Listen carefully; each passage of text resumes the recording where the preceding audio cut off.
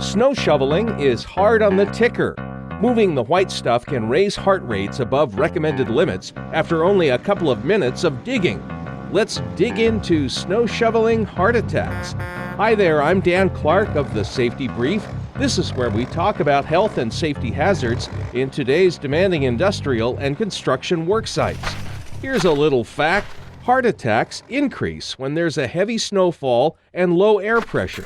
People go out and shovel snow, which jumps their heart rate. If you shovel snow at work or at home, listen, I have a pile of snow shoveling tips. Be especially careful when shoveling heart attack snow, the wet stuff, which is much heavier than the dry, fluffy snow.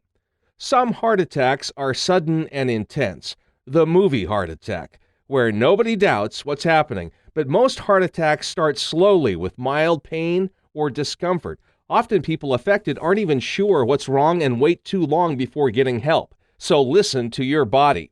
Why is snow shoveling dangerous? It places a sudden demand on the heart. Many people who shovel snow don't get a lot of exercise, let's face it. So when they try to suddenly move hundreds of pounds of snow, it causes real heart strain. Cold air causes blood vessels to constrict. Arm work is more taxing on the heart than leg work. Breath holding stresses the heart. Continued shoveling can cause tendinitis and herniated discs in the spinal cord. Who is at risk? Everybody. Even young, healthy men have heart rates jump to 170 beats per minute, shooting blood pressure way up. People with a history of heart disease, people with high blood pressure, smokers, couch potatoes.